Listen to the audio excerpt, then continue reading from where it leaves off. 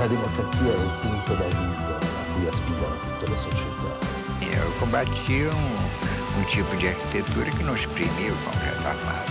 Pelé, como é que é viver aqui Nova York, essa cidade que te asfixia um pouco, né? Now I'm only depressed a certain amount of time, you know. L'orgasmo è l'orgasmo di tutto il procedimento rituale teatrale. Não é que não seja bom industrializar, tem que industrializar, mas é que a vida não se resume ao crescimento econômico e à industrialização. La creatività è una sintesi tra fantasia e concretezza. Às vezes eu esmorece, isso é uma coisa que eu não consigo fazer esmorecer, porque eu tenho uma fé inabelável nesse país.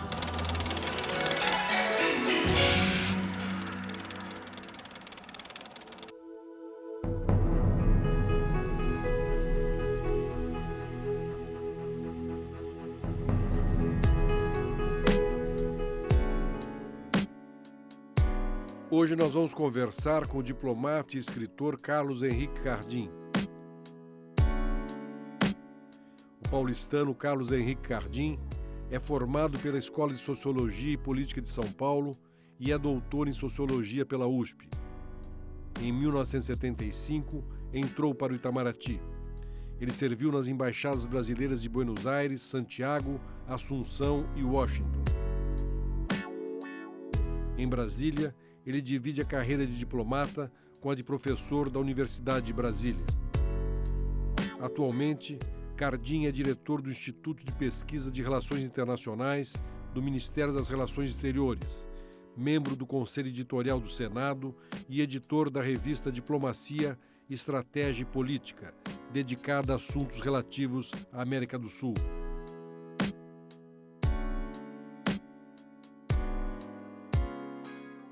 Recentemente, Carlos Henrique Cardim lançou Raiz das Coisas, um livro que conta a trajetória internacional de Rui Barbosa, tema de sua tese, no curso de altos estudos do Instituto Rio Branco. A minha conversa com o embaixador Cardim foi no Copacabana Palace, no Rio de Janeiro. Embaixador, é um prazer recebê-lo aqui no meu programa. Na verdade, eu lhe convidei mais como acadêmico do que como homem do Itamaraty, já que o senhor fez esse belo livro sobre Rui Barbosa, né? Principalmente a área externa, né? O Rui é muito conhecido pela sua participação no Brasil, na política brasileira, enfim, como homem de letras e como um homem muito culto, mas pouco como um grande homem na área das relações internacionais, né? Então, esse seu livro veio preencher uma lacuna aqui no Brasil. Muito obrigado. E por que o senhor pensou em escrever sobre o Rui? Veja bem, quando nós chegamos no Itamaraty, numa determinada etapa, nós temos que preparar uma tese para ser um pré-requisito à promoção embaixador. E eu pensei em diferentes temas e sempre ouvi alguma referência sobre o Rui no Itamaraty, por exemplo, Santiago Dantas, João Neves da Fontoura, o próprio ministro Celso Amorim, Ronaldo Sadenberg, mas não encontrei nenhum ensaio completo sobre o Rui na política externa. E me pareceu que mentes como a de Santiago Dantas tinham detetado alguma coisa muito importante no Rui que não puderam totalmente desenvolver. E eu me dediquei, então, a apresentar um projeto de uma tese sobre o Rui e a política externa brasileira, focalizando principalmente a Conferência da Haia e a participação do Rui na Primeira Guerra Mundial.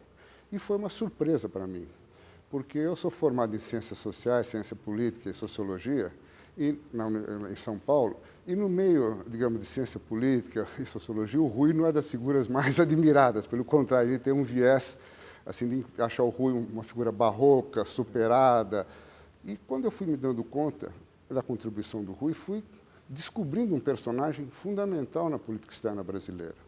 Primeiro, porque ele foi, que podemos dizer assim, introduziu o Brasil na política internacional, porque até aquele tempo a nossa atuação diplomática, por mais brilhante que fosse, conduzida pelo Barão do Rio Branco, ela estava centrada na América do Sul e na região, digamos, interamericana. Mas o Brasil estreia na política mundial com o Rui Barbosa na Conferência de Haia. Eu queria que o senhor explicasse, embaixador, o que foi exatamente a Conferência de Haia? A Conferência de Haia, ela foi convocada pelo czar da Rússia, a primeira conferência em 1899.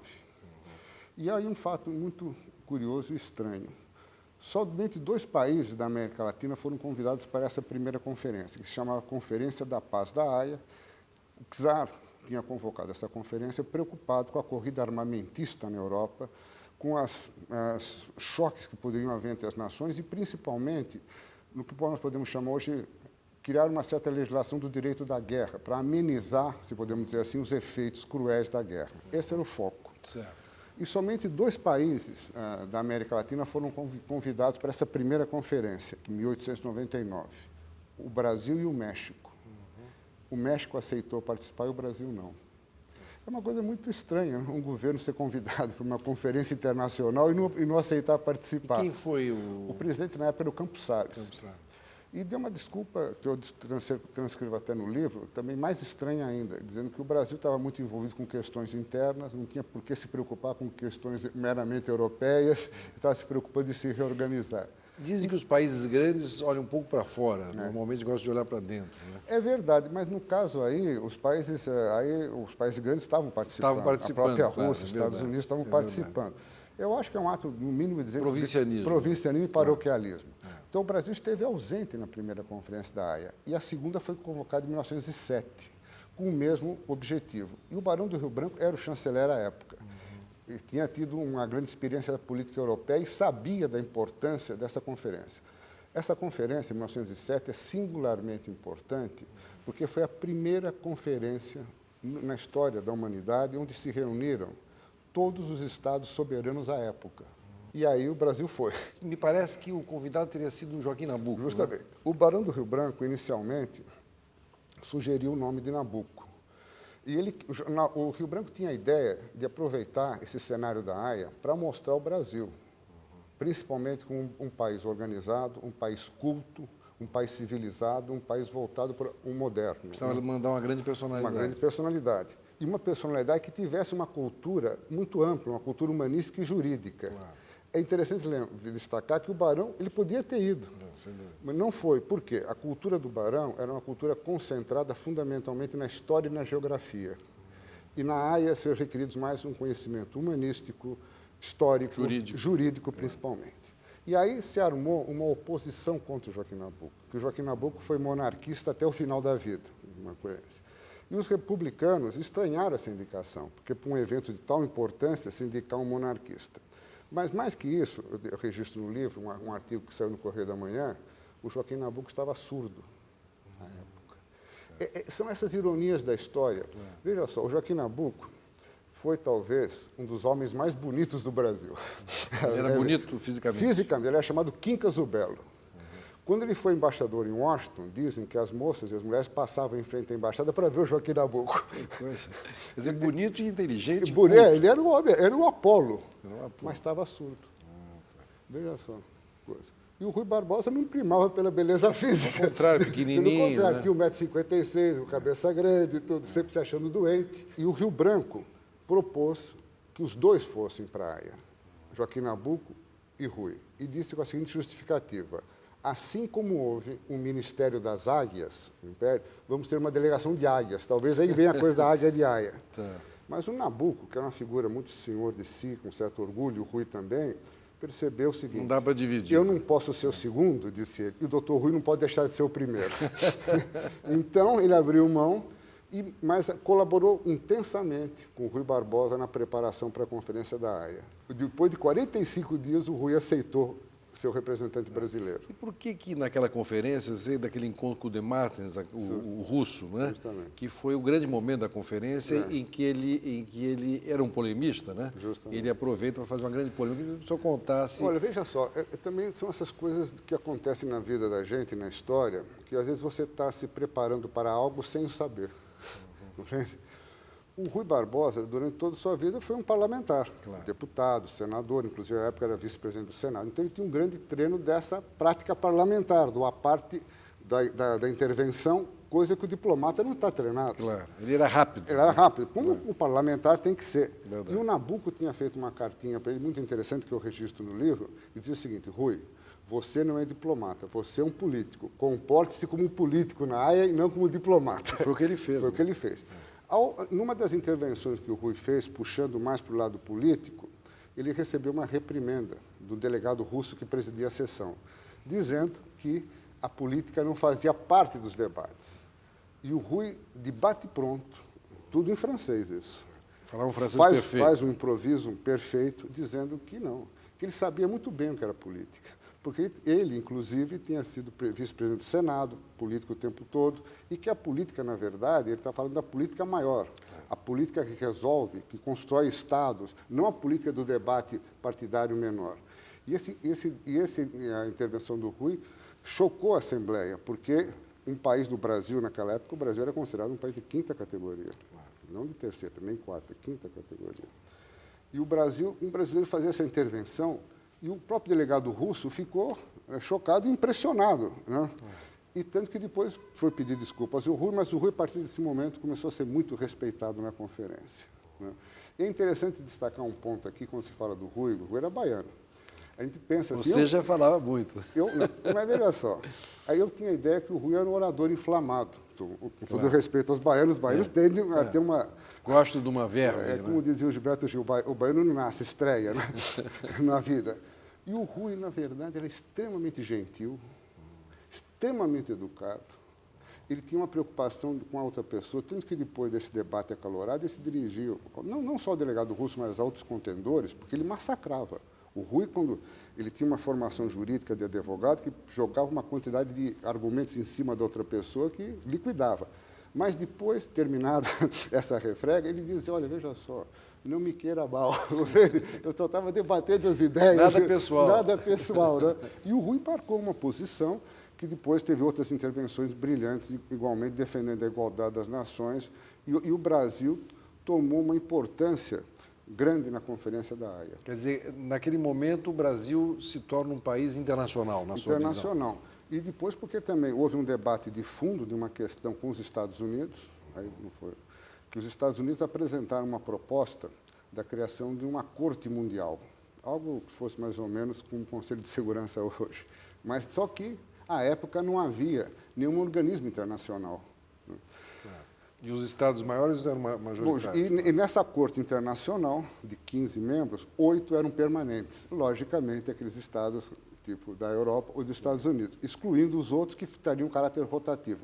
Contra essa desigualdade é que não somente o Rui Barbosa, mas o Rio Branco e o presidente Afonso Pena, na época, se reagem, marcando... Na voz do Rui, lá. Na voz do Rui Barbosa, com grande brilhantismo, e atraindo também a posição dos vários países da América Latina. E foi uma vitória não só do Brasil, mas uma vitória da América Latina. Isso é muito interessante, que quando o Rui Barbosa volta consagrado, né, com essa vitória, a Águia de Haia, que o Rio Branco, inclusive, levantou o assunto, quem faz a saudação, em nome do Itamaraty, o Rio Branco pede que Euclides da Cunha saude o Rui Barbosa. Euclides da Cunha. Saudou o Rui Barbosa. E o Euclides diz o seguinte, você foi o deputado da América Latina. Interessante. E o Rui diz, é verdade, o que aconteceu na Haia foi uma nova descoberta da América Latina do ponto de vista político e social. Mas eu queria conhecer, que o público conhecesse melhor também um pouco a trajetória dele, né?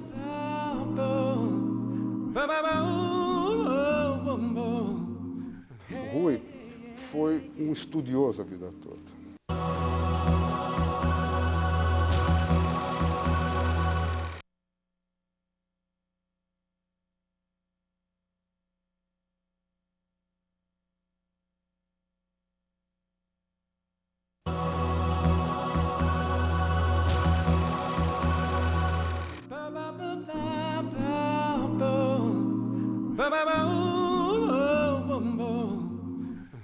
Mas eu queria conhecer, que o público conhecesse melhor também um pouco a trajetória dele, né?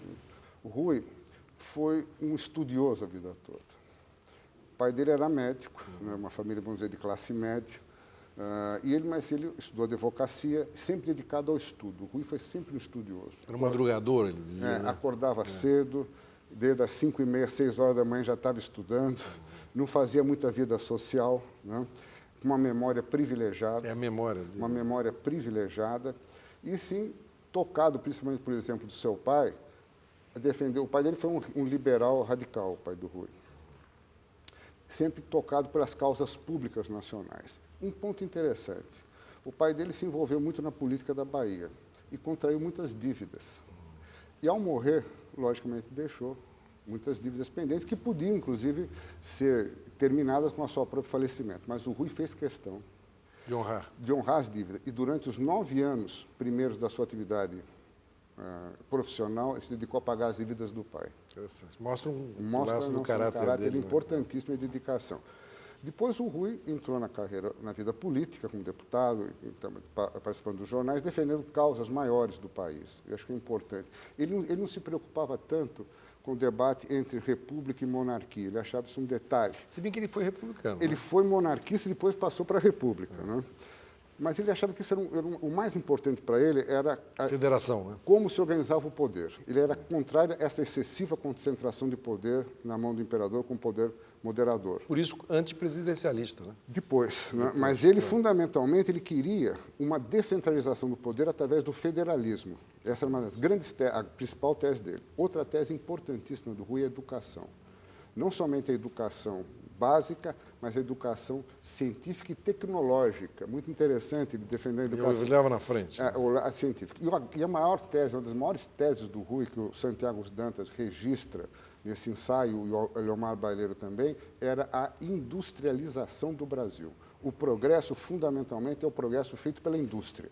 Não que o Rui desprezasse a agricultura, mas se não houvesse indústria, nós ficaríamos presos num ciclo tipo colonial. Quer dizer, ele era um modernizador. Total. Né? Essa é uma faceta que eu acho pouco conhecida do Rui. O Rui, outro dia, fez uma conferência na Fiesp, o choque de todos lá. O Rui é um dos patronos da indústria brasileira. E ele foi ministro, ele foi o primeiro ministro da Fazenda do Brasil. Assim que se transformou na República. Logo que ele foi o primeiro ministro da Fazenda e tentou implantar uma política industrial. Para o nosso azar, digo azar porque às vezes a gente pensa que Deus é brasileiro, mas Deus não é tanto brasileiro assim. Nós tivemos alguns azares na nossa história. Esse é um dos azares da nossa história. A breve gestão do Rui como ministro da Fazenda. Um ano, né? Praticamente 11 meses, justamente, um ano. Porque se ele tivesse ficado 3 ou 4 anos, ele teria industrializado o Brasil, com 50 anos de antecedência do Dr. Getúlio Vargas. E veja só, o Eliomar Baleiro compara essa trajetória com o que aconteceu nos Estados Unidos. Nos Estados Unidos, também houve, no início da República, 2 cabeças, Thomas Jefferson e Alexander Hamilton. O Jefferson mais conservador, o Jefferson queria que os Estados Unidos fosse exclusivamente um país agrícola, e o Alexander Hamilton que queria a industrialização, inclusive com o protecionismo dos Estados Unidos. O Alexander Hamilton, acho que chegou a ficar 3 ou 4 anos como ministro da Economia e lançou a base da industrialização americana. 50 anos no Brasil. Bem antes. Então, a gente chega agora a dizer que os Estados Unidos teve sorte nesse aspecto. Eu me lembro até de uma observação do Bismarck, dizem que o Bismarck dizia o seguinte, que Deus tem uma especial atenção para os tolos, para os bêbados e para os Estados Unidos. É a sorte, né? É o elemento que o Maquiavel dizia, a fortuna, a boa fortuna e a sorte, né? Então, o Rui Barbosa tinha essa visão, inclusive, de uma industrialização feita na base da ciência e da tecnologia, feita sem protecionismos, né? Então, o Rui foi uma mentalidade moderna, renovadora. Esse ensaio do Santiago Dantas, ele chama Rui e a Renovação da Sociedade. Eu acho muito interessante o que o Santiago diz. É o seguinte, o Rui, como todo estadista, o estadista é aquele que intui, antecipa uma noção de bem comum, que de certa maneira está difusa na sociedade e ele formula em termos de ideologia. Sempre na frente. Sempre dando essa visão que você vê um bom político, você diz, puxa, ele está falando aquilo que eu estou pensando. Então ele formula aquele ideário. E o Rui viu que o Brasil é um país vocacionado ao progresso. Ele viu numa época onde o Brasil tinha 80% de analfabetos, o Brasil, os navios não podiam nem atracar no Porto do Rio, que tinha febre amarela, mas ele viu que havia uma nação surgindo nova, com as correntes migratórias e também com uma formação de uma classe média que já vinha do final do Império. Ele anteviu isso, e hoje a gente sabe que o Brasil, no século XX, foi o país que mais cresceu o seu produto nacional bruto no mundo. Essa linha, mais que Estados Unidos, França, Inglaterra... Distribuiu Japão, mal, mas cresceu. Bom, a distribuição, sem dúvida, foi péssima. Mas o crescimento, isso foi, tem trabalhos, e eu até mostro esse gráfico no meu livro, isso é um dado que eu acho interessante, que mostra que uma linha de força da sociedade brasileira vocacionada ao progresso. Você tem toda a razão em advertir que a tarefa tem que agora ser uma distribuição mais equitativa. Agora, ele era corajoso também, porque ele mandou queimar todos os arquivos da escravidão. Isso, né? Até hoje você é uma coisa muito contraditória. Você sabe, né? Você vai num congresso de historiadores, o Rui é uma bête noire dos historiadores, E eu cada vez estou ficando historiador, mas eu acho o seguinte, aí há que se entender... O lado político dele. Não, né? e a época também, o lado político e principalmente a época, porque logo após a abolição da escravidão, os ex-proprietários de escravos entraram com ações indenizatórias contra o Estado brasileiro. Se o Estado brasileiro, que logo se transformou em república, fosse pagar todas essas indenizações, quebrava a república. Então, aí vale aquele preceito que Maquiavel e os romanos faziam, a salvação da cidade está em primeiro lugar. E o Rui, inclusive, tem um opúsculo que o doutor... Salus Pública... Prima Legis. Salus Luz, Prima Legis. Porque se não houver o Estado, não existe mais nada, que é impossível qualquer política. E aí o Rui Barbosa foi feito um decreto, os arquivos da escravidão, na época dele, logo em seguida, foram todos queimados. A lei em primeiro lugar, né? Quer dizer, ele teve a coragem de queimar esses arquivos todos, mesmo para os historiadores, claro, destruiu uma parte da memória, rica da história, da memória, mas com isso ele deixou... viabilizou o Estado brasileiro. Viabilizou? Não, realmente. Eu acho que aí é um momento que exige coragem. É um ato de coragem e compreensão, mas no balanço histórico, o Estado brasileiro ia quebrar se pagasse todas essas indenizações. Que o Brasil foi um dos países na história da humanidade que teve o maior contingente de escravos. Quer dizer, a escravidão aqui não foi pouca coisa, foi um dos maiores contingentes na história da humanidade.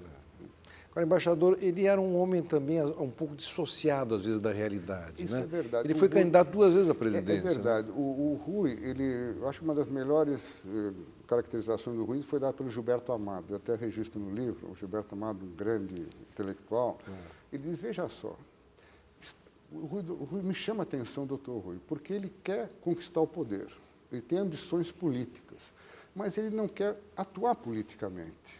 Não? E tem dificuldade em atuar como atuam os políticos. Não? Ele conversava Conversar, pouco. de frequentar a vida social, de participar de eventos, de um banquete, de um jantar, de uma recepção, coisa desse tipo. Ele tinha aversão a isso. Então, o Gilberto Amado termina assim, estranha pessoa, doutor Rui. E eu acho que isso daí é interessante. Alguém disse que ele era amargurado também, né? Bom, em certo sentido, porque, veja bem, ele, na política interna, foi um perdedor. Todo, como você bem destacou, as 2 eleições presidenciais que ele se candidatou, perdeu. O Rui é como uma semente que germinou depois, na política interna. Aliás, tem um grande admirador do Rui, que é o Oswald de Andrade. Para minha surpresa, o Oswald de Andrade tem um ensaio... modernista, né? Iconoclasta, né? Claro. O Oswald de Andrade tem um ensaio chamado Rui e a Árvore da Liberdade, onde o Oswald diz isso, que o Rui foi um perdedor. Mas ele deixou a semente que frutificou para frente, né? E o Rui Barbosa, ele tinha assim essa dificuldade desse dia a dia do político, né? Até às vezes eu brinco, eu me lembro às vezes de uma definição do Otto Lara Rezende. O Otto sempre boa. O Otto dizia que política é namoro de homem. É verdade. Querido, não sei o que tal. O Rui não gostava de namorar homem, vamos dizer assim. Você está brincando. Não, é verdade. Mas ele tem dificuldade, o Rui, inclusive na área mesmo, ele tinha dificuldade no início, depois ele entrou no jogo diplomático, de oferecer um banquete para uma outra delegação. Ele queria ficar estudando. E mais que isso, o Rui sempre foi um solitário. E a gente sabe que... Aí o Gilberto Amado diz, veja só, na política, o que é a política? É a conquista do poder por um grupo. Não existe na história da humanidade uma conquista... Por mais que seja um ditador que for, ele conquista com um grupo. Né? Não existe isso na história da humanidade. E o Rui era um solitário. Ele nunca aceitava uma colaboração. O único colaborador que o Rui teve em vida foi o Rio Branco. O único. Porque ele tinha um grande respeito pelo Rio Branco. Os outros não aceitavam. Ele está me lembrando do Mangabeira húngaro, mas o Mangabeira agora está está frequentando mais. Meu amigo Mangabeira. É, eu também. O Mangabeira também é uma cabeça privilegiada, mas sempre muito solitário. Mas veja só, o Rui, então, ele foi a única vez que ele teve um colaborador, foi em Haia. Foi o Rio Branco, e teve esse grande sucesso. E eu devo destacar o seguinte, em termos da política externa, que eu me dei conta. O Rui, na política interna, ele ficou amargurado. Se você pega os discursos dele no final da vida, porque ele defendeu todas as teses dele, não foram ou compreendidas à época, ou foram derrotadas à época, ou a própria candidatura derrotada. E ele só teve um sucesso em vida. Que foi em Haia. Foi na política externa na Haia, onde houve um reconhecimento pleno à atuação dele. Depois, hoje se reconhece o Rui como um dos construtores da República, mas em vida só foi um sucesso na política externa. Talvez justamente essa personalidade dele muito Difícil. bovarista. Assim. É, difícil. Alguns chamam, até o José Maria Belo diz que o Rui tinha certa coisa de bovarismo, de certo mal-estar com a própria sociedade nacional, mas eu acho que aí não é tanto assim, é um traço, que podemos dizer assim, de um intelectual profundo, né? Que tinha dificuldade em aceitar as regras do jogo político. Medíocres, entre aspas, ele ficava, mas depois ele foi se dando conta da importância e na diplomacia ele aceitou plenamente. Agora, o senhor falou aí muito do Rui, eu queria falar um pouquinho do Rio Branco, né? Que afinal é o seu patrono também, né? Enfim, o nosso grande Barão do Rio Branco. Essa é uma outra grande personalidade. Sem dúvida. Né? O Rio Branco, num país de grande extensão de fronteiras, ele desativou todas essas bombas relógio que podiam ter nas nossas fronteiras. Um país da extensão do Brasil não tem nenhum problema de fronteira é uma raridade. Você vê outros países muito menores e outros países maiores com problemas de fronteiras. E hoje se sabe, através de pesquisas em política internacional, que a principal causa das guerras é a disputa territorial. Eu morei em 2 países com disputa territorial pendente, e países de grande categoria, a Argentina e o Chile. A questão das Malvinas e o Chile com diferentes questões na Peru e assim. E eu me dei conta como isso, digamos, empobrece a vida nacional, torna obsessiva determinadas questões, quase que alucinando, dando uma importância fora do comum, digamos, para o caso das Malvinas, que é importante, sem dúvida, mas não no ponto de você... Até um amigo meu argentino dizia assim, nós outros sofremos da malvinização da política argentina. Tudo era naquela época era Malvinas. Você derrubou a ditadura de um lado. Né? Então... Sim, teve esse lado. Sem dúvida, mas o fato é o seguinte, um país tão rico como a Argentina, não só fisicamente, mas moralmente, intelectualmente, educacionalmente, fica, às vezes, fica cristalizado com aquele ponto. Então, o Rio Branco destravou o país, tirou das futuras gerações um peso que deveria ser... Nós podíamos ter conflitos aqui. Por exemplo, como a Acre. O Acre podia ser um Vietnã. O Acre podia ser uma Palestina brasileira. Sim, porque o Acre foi tomado, né? Mas foi negociado. Foi negociado. Na verdade, uma questão... O Acre, eu cito o Acre, porque o Acre dizia o próprio Rio Branco, foi a questão que mais me exigiu, foi a questão mais difícil que ele, Rio Branco, teve. Né? E o Acre podia se transformar numa Palestina, num Vietnã, uma guerra na América do Sul de duração de décadas. E graças à negociação firme, generosa, e o Rio Branco também tinha um estilo de negociar, o Rio Branco era uma pessoa racional. Fundamentalmente, o Rio Branco era racional. Qual foi a formação do Rio Branco? O Rio Branco era formado na Faculdade de Direito de São Francisco. Ele foi quase na mesma época do Rui. E Joaquim Nabuco também, né? Também na mesma época. A formação dele era de Direito, mas o Rio Branco foi, antes de tudo, um pesquisador da história do Brasil. Se você pode dizer o que é o Rio Branco, basicamente, é um estudioso, um pesquisador da história do Brasil. Tanto que a grande ambição do Rio Branco era escrever uma história militar do Brasil, que ele nunca chegou a escrever. Né? Ele fez história, não escreveu história. Claro. E ele foi um estudioso. Quando eu digo estudioso, é mais do que estudioso, porque naquela época você não tinha os arquivos organizados. Ele foi para a Europa para pesquisar documentos da história do Brasil. Trocava com o Capistrano de Abreu uma correspondência muito ativa e vibrava a hora que ele achava um documento na Europa. Embaixador, nós estamos falando aqui de política internacional, basicamente, né? O brasileiro não é muito voltado, eu estava falando aquela coisa do país grande, né? Pela importância e cada vez maior da política internacional, né, embaixador? Vou citar o Rui Barbosa aqui. O Rui, quando voltou da Haia, recebeu muitas homenagens aqui no Brasil. E numa das homenagens que ele recebeu, ele disse o seguinte, que acho que é válido até hoje.